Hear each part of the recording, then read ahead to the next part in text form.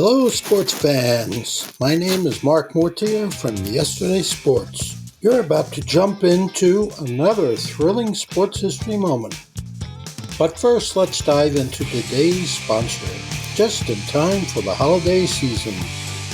Introducing Art of Words, the brainchild of word artist Dan Duffy from Philadelphia. Dan meticulously crafts stunning images by handwriting relevant words from some of the greatest sports moments in time. These unique, budget-friendly illustrations are the perfect gift, sparking cherished memories and capturing hearts. Choose from city skylines, sports, history, and musicians to find a piece for everyone. And here's the exciting part. For that sports fanatic in your life, gift them a piece of their favorite team or player's history. Art of Words tells a compelling story. Explore collegiate stadiums, each meticulously crafted with every football victory etched in words. Or venture into baseball stadiums, handwritten with every player from the team's illustrious history. Don't wait. Order a print today for yourself and your loved ones this holiday season. Transform your wall into a gallery of captivating art and surprise your family and friends with a print of their own. Use code SHN15 at artofwords.com for a 15% discount on your order in November and December. Visit Art of Words, where words magically transform into stunning art, evoking cherished memories and touching the hearts of those you care about. Again, use the code SHN15 for 15% off at artofwords.com. Good afternoon, morning, evening, whatever day you're listening to this bad boy on. As usual, this is Chad, One Guy with a Mic, Cain, your host of One Guy with a Mic presents Dingers and Dunks. And as of course, it's the fall, so we were talking about Football Friday. So, hello, Friday. Hope you're all having a good Friday, or did have a good Friday whenever you're listening to this. As per the usual, this podcast is brought to you by shankagolf.com, where you can get all your golf apparel. If you go to shankagolf.com and at checkout, put in the code ONEGUY, ONEGUY, one guy, GUY, you will get a discount on your purchase. So go to shankagolf.com. They have some awesome apparel. Today's episode, we give you a little history about the Oakland Athletics, soon to be the Las Vegas Athletics, or Vegas Athletics, however they rename themselves. I mean, you got the Vegas Golden Knights, you got the Las Vegas Raiders. So, could you go either way? Also, we got a little, since it's Football Fridays, we got the college games of the week, which not a whole lot of happening in there, doesn't seem like. And we got the NFL matchups for this Sunday and for Monday. Obviously, the Thursday night game is already over with. Hopefully, if you're a fan of either one of those teams, the Bengals or the Ravens, your team won. Just saying.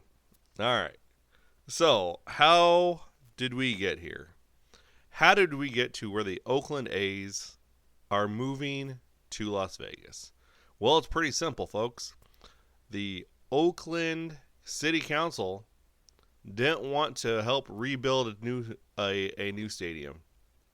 They played at the Oakland Coliseum, which has been around, forever, it seems like. It was one of the main reasons why the Raiders left Oakland is because they couldn't get a new stadium built.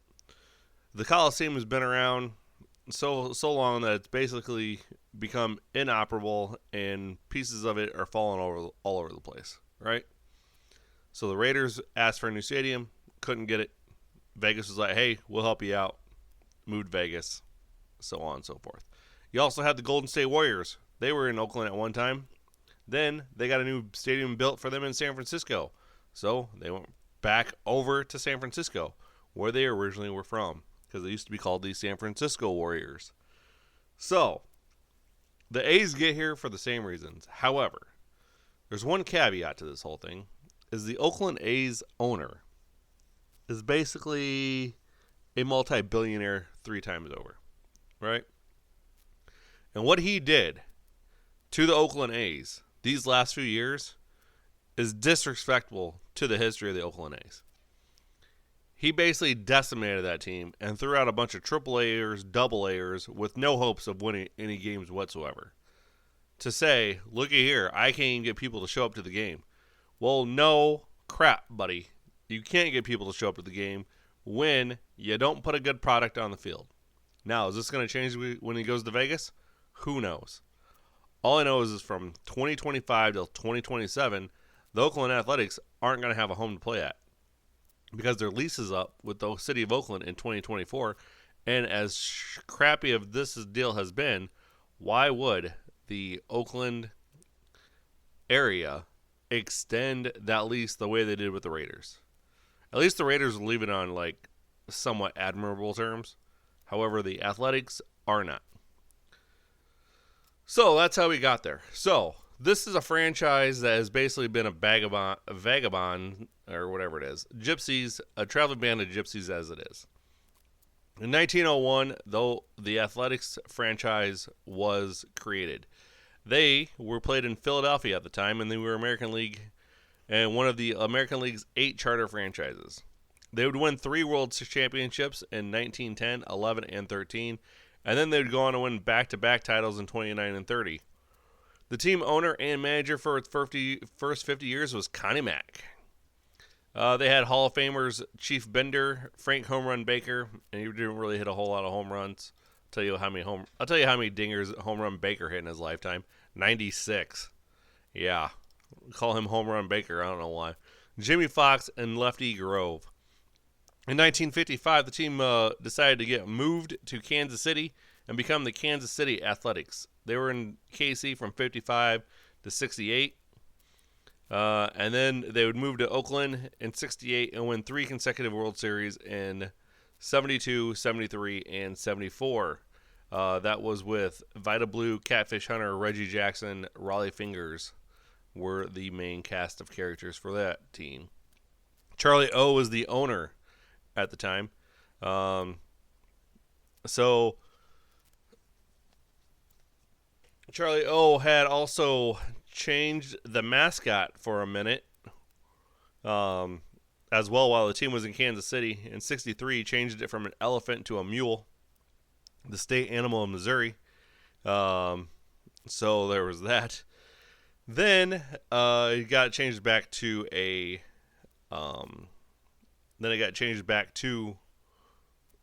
elephant, who, by the way, his name was Harry Elefante. Play on the singer Harry Belafonte until 1997, when he became Stomper on opening night. Now, Charlie O is Charlie Finley is known for a lot of shenanigans in baseball. He actually wanted at one point to create a yellow baseball, is what he wanted to do. So yeah. Charlie sold the team in 1980 to Marvin Davis, who planned on moving the Athletics to Denver. However, just before Finley and Davis were to sign a contract, the Raiders were announced they were moving to Los Angeles in 82, and then Oakland and the Alameda County officials refused to let the A's out of their lease. So yes, like I said, he wanted orange baseballs. Tried in a few. These are some of the things that Charlie O wanted. Okay,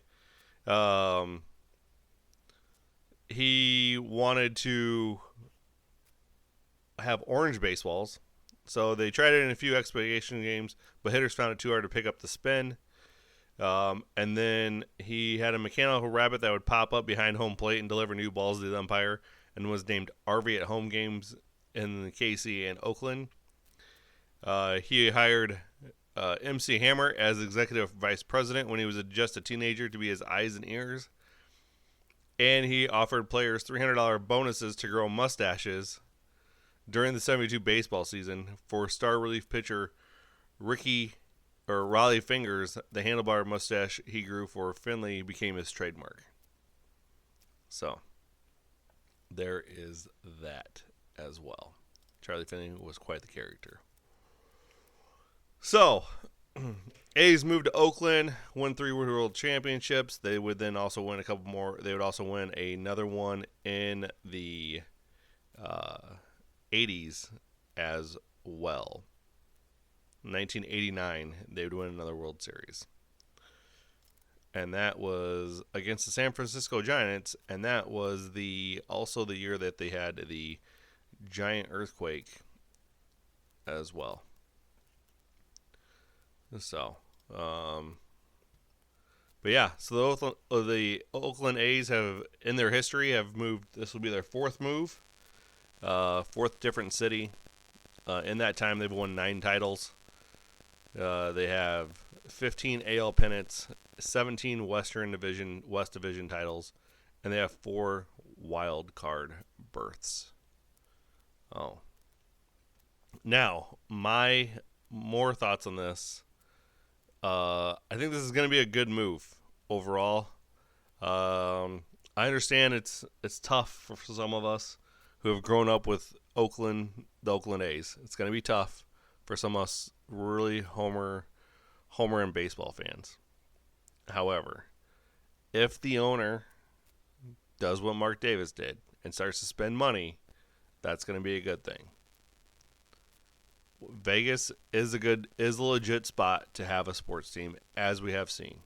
I also think in the next 5 years there's going to be an NBA team there as well. WNBA play at T-Mobile Arena, so do the Vegas Golden Knights.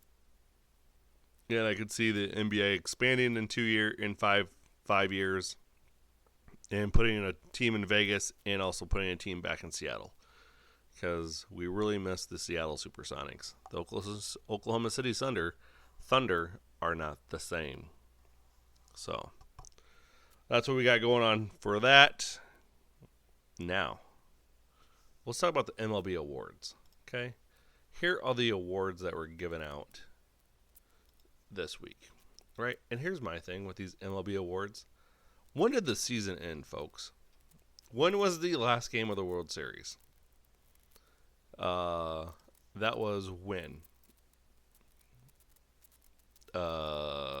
November 3rd, right? We are now 2 weeks later, and we're just now finding out who the MVP award winners are. That, to me, is a problem. I understand you want to, draw it out, right? Whatever. Do what you got to do, okay? But at the same time, come on. Give me a break. We should be able to all the voting's done before the playoffs. Why are we legging this thing out 3 weeks past the World Series? You could easily do this the week after the World Series, and then and get it done. Like I said, I understand what they're trying to do. They're trying to keep people interested in baseball, but by lingering the awards around. However, some of these awards were announced at 11 o'clock on a Tuesday. Who's checking Twitter at 11 o'clock at night on a Tuesday? I mean, other than me. So let's start with Shohei Ohtani, Mr. I won another MVP award. Also, the top 3 were Ohtani, Simeon, and Seager. I think Ohtani deserved it. He got hurt. Didn't play the last really 2 months of the season, but he was just unbelievable as it was up until that point. So I don't have a problem with that. I don't have a problem with that one. You got Ronald Acuna Jr. Don't have a problem with this as MVP either. Guy comes up, has the first ever 40-70 season we'll ever see in our lifetime. Granted, a lot of you old hats are complaining about him having bigger bases and whatnot, and the pickoff move, and blah, blah, blah. The rule changes made it so much easier for him to steal bases. And I just don't, and yeah, I understand that, but you also look at the fact that stealing bases were on the decline. So, there's that. Cy Young Award winner is Garrett Cole finally winning one. I don't think he has he. I don't know if Garrett Cole's won one before or not. I know he's been top 2 or 3. He did win this one unanimous, so that's a first time ever. I can. That's the first time ever there's been a unanimous Cy Young Award winner. That's for sure. Blake Snell won another one. He joins a small list of players to win a Cy Young in both leagues as well. Yep, this is Garrett Cole's first Cy Young award, which kind of sucks since he's a 2-time ERA champion. So I mean, figured this guy would have won one already. That's for sure. I also think Garrett Cole probably could be a Hall of Famer. That's all. I'll put that out there any day of the week right now. And he signed with the Yankees for the next 1, 2, 3, 4, 5. They still got another 6 years with this bad boy. Oh. After the Cy Young Awards, we look at Rookie of the Year. Gunnar Henderson of the Orioles and Corbin Carroll of the Diamondbacks. Not gonna be mad about that either. Brandon Hyde and Skip Schumacher are your Manager of the Years. I agree with those as well. The Orioles were pretty much the best team in the AL West all year, and then AL East all year, and then crapped out. Skip Schumacher obviously did what he did with the Marlins, right? Now, let's move on to Gold Gloves. You have Kevin Kiermaier, Jose Barreros, Jonah Heim, Matt Chapman, Mauricio Dubon, Adolis Garcia, Andres Jimenez, Nathaniel Lowell, Stephen Kwan, and Anthony Volpe, all winning Gold Gloves this year. Volpe, of course, is the rookie on this list.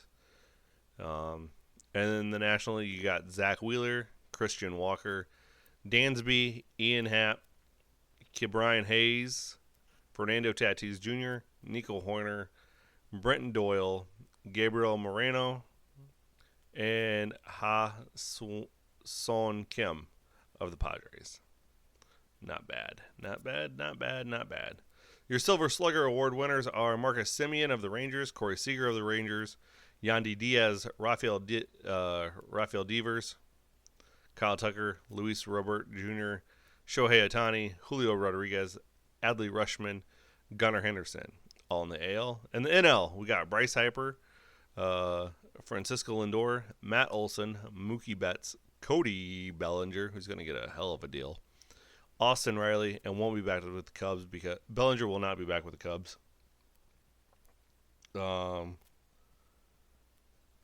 Because of Scott Boras is his agent, and Scott Boras and the Ricketts family do not have a working relationship. Just saying. Austin Riley, Ronald Acuna Jr., Juan Soto, Luis Arez, and William Contreras round out all of that. So there's all your award winners this year. Just to be on the other side of it, the last Triple Crown winner for the AL was Miguel Cabrera in 2012. And then the NL, the last Triple Crown winner, was Joe Medwick of the St. Louis Cardinals, just to give you a heads up of when the last Triple Crown winner was. There have only been 4 Triple Crown winners in the NL in the entire time it's been around. Rogers Hornsby twice, Chuck Klein, and Joe Medwick. However, in the AL, there has been Jimmy Fox, Lou Gehrig, Ted Williams twice, Mickey Mantle, Frank Robinson, Carl Yastrzemski, and Miguel Cabrera. All right. Let's see. This season of baseball, we had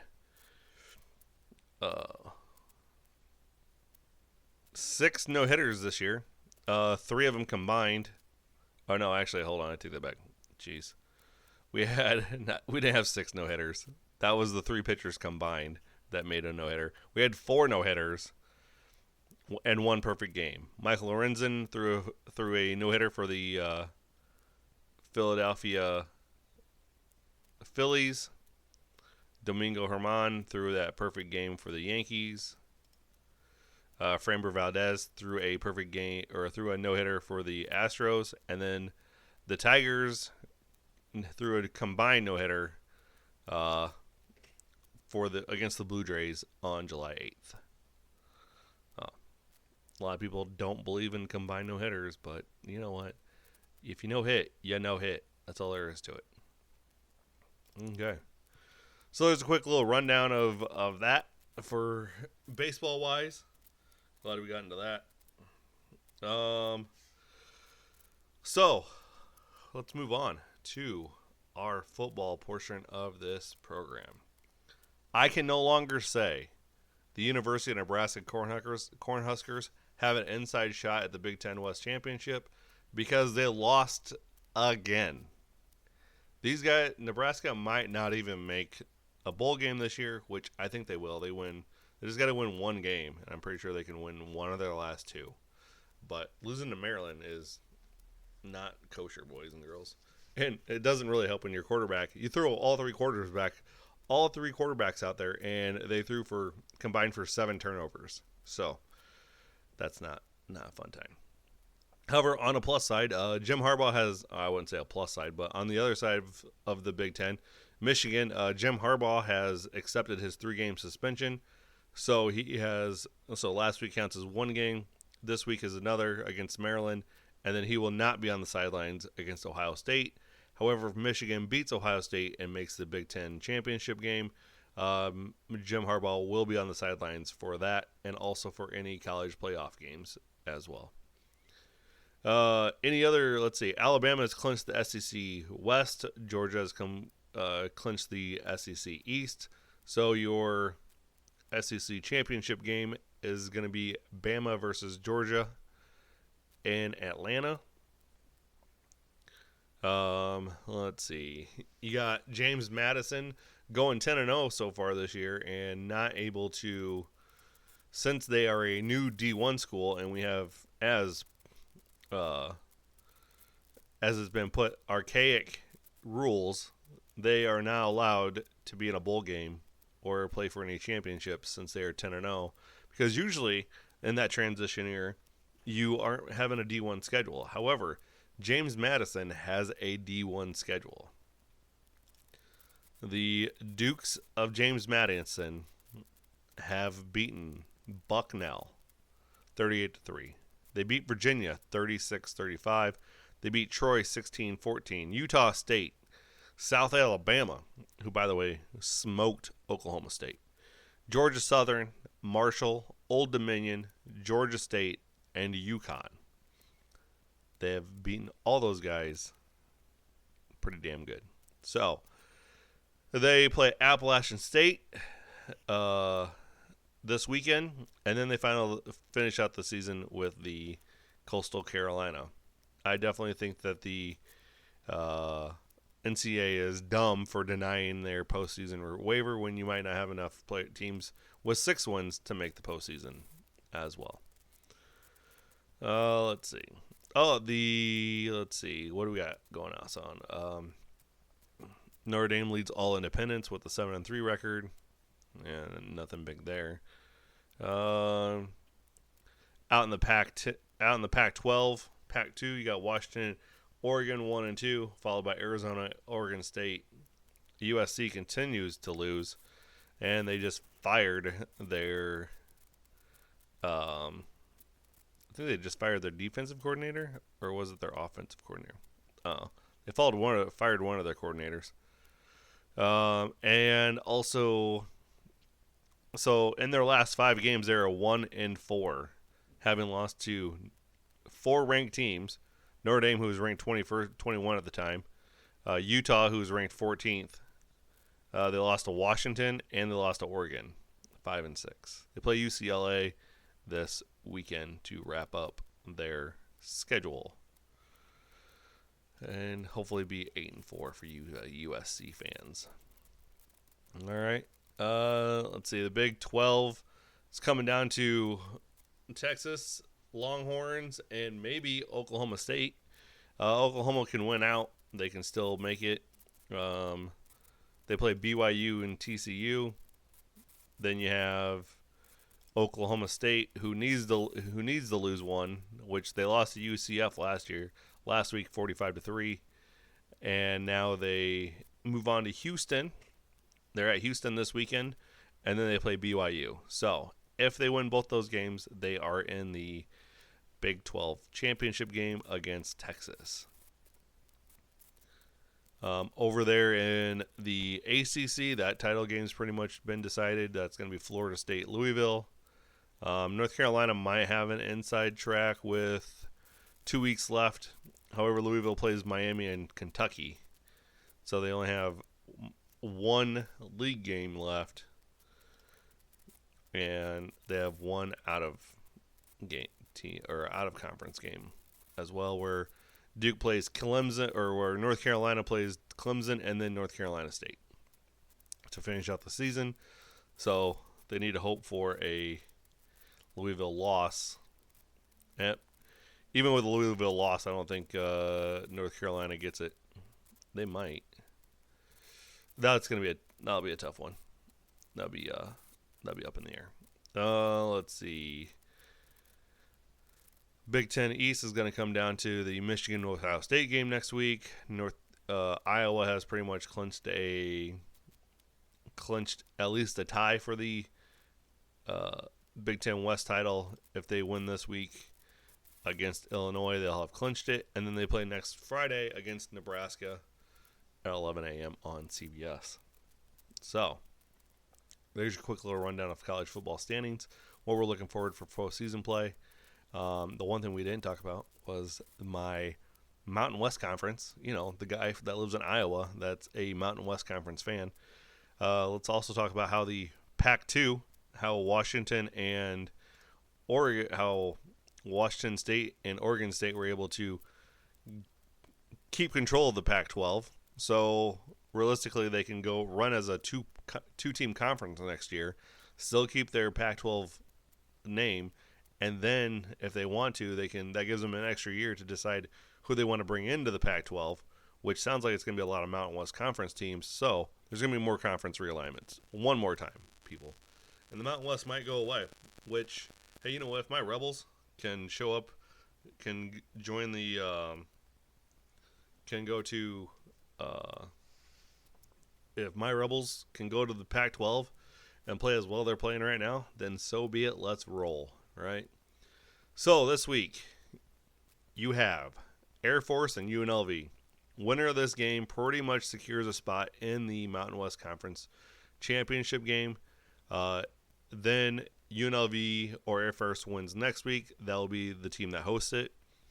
There is 3 teams tied at 4-2. You got Fresno State is 4-2, and they hold the tiebreaker over UNLV since they beat them 2 weeks ago.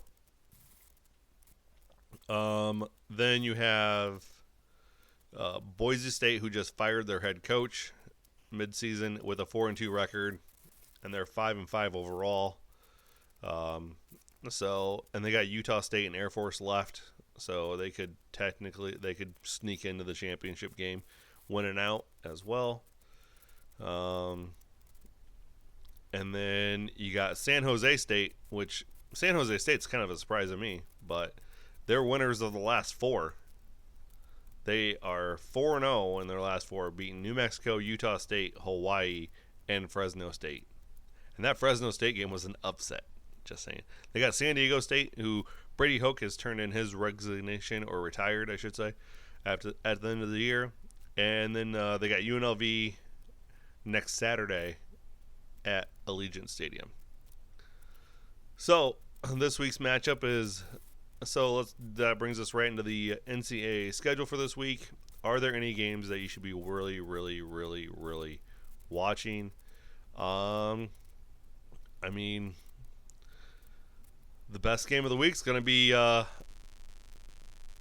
UNLV and Air Force for the one spot in the Mountain West Conference Championship game.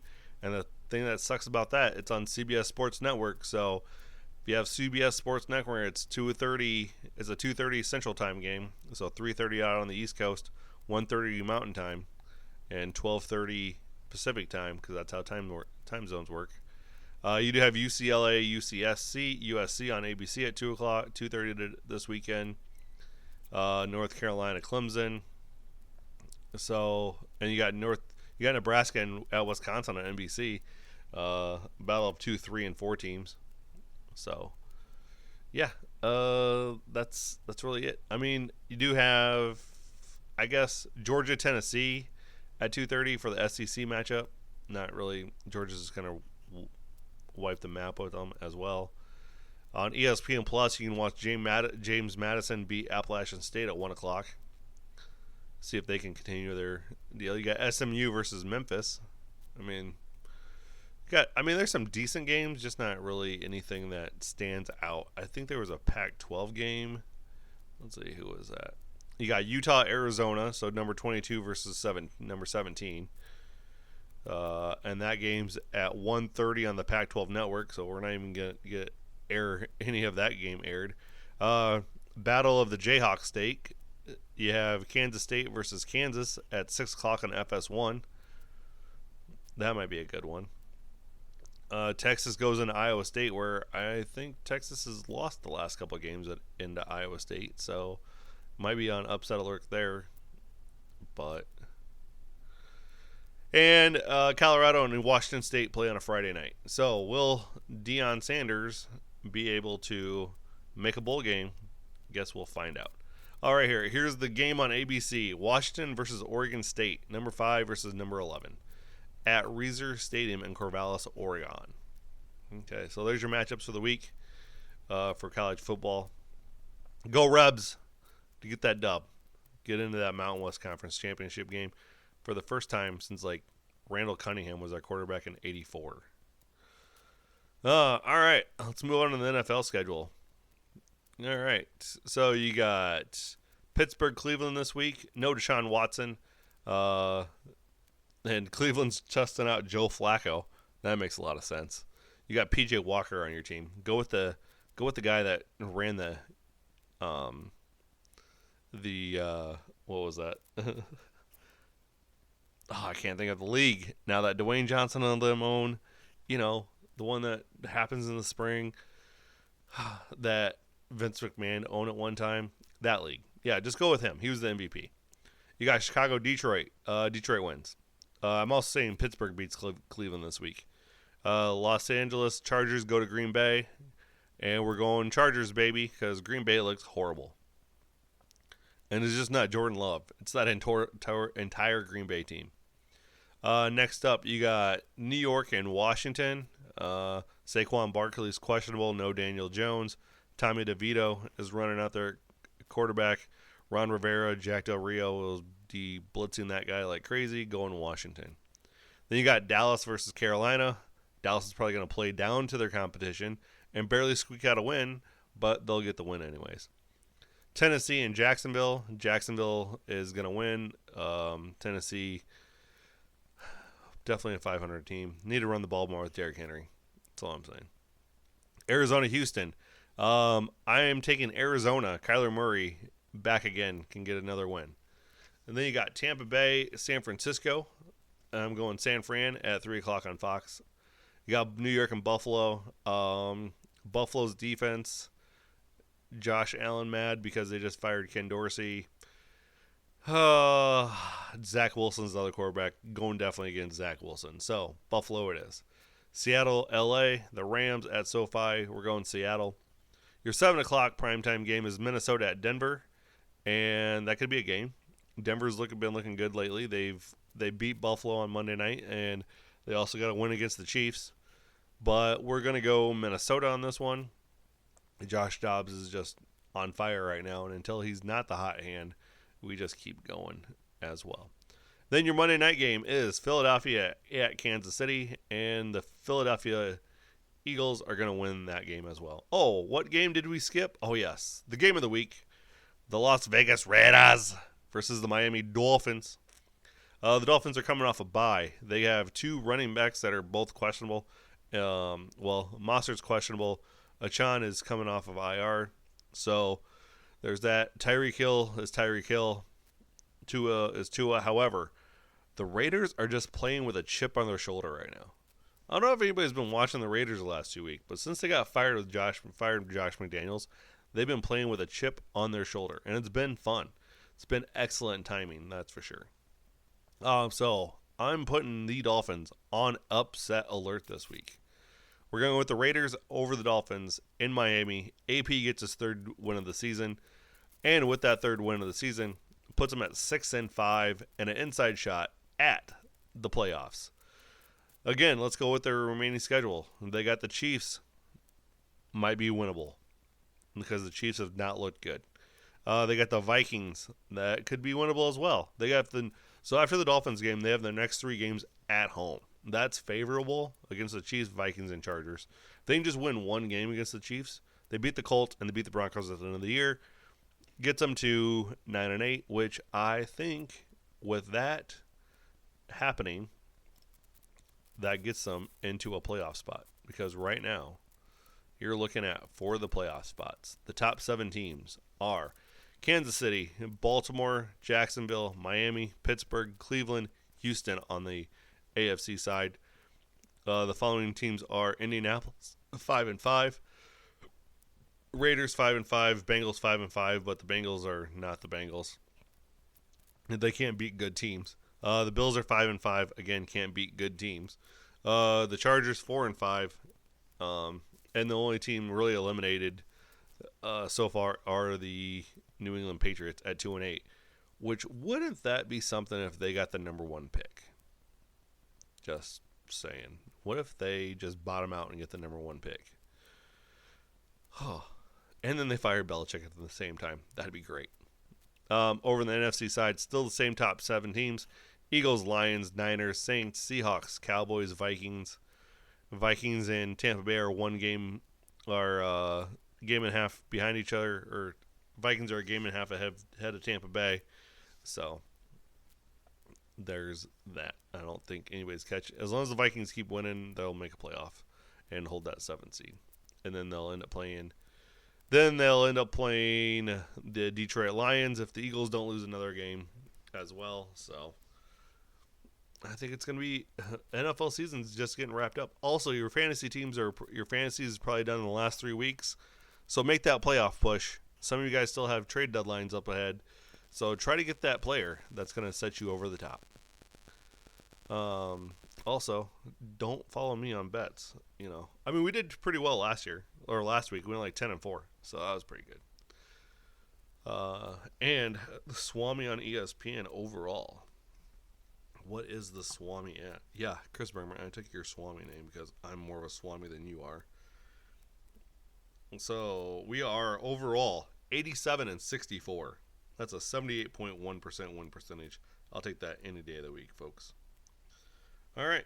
Thanks for tuning in. Hey, make sure to drop a like, drop a follow, rate it, subscribe, or hit the notification button so you get notifications when all these things drop. And hey, next week's Thanksgiving week already, so we might be taking the week off. Nah, we're not gonna take the week off. We're still gonna do a podcast for next week. As also tune in to me when I'm streaming on Twitch, twitch.tv. Go there, follow One Guy with a Mic as well. All right, I appreciate everybody that listens to this podcast, everybody that signs up for the newsletter. Wait, there's a newsletter? Let me check there might be a newsletter started. We might be starting a new email letter at the beginning of the year.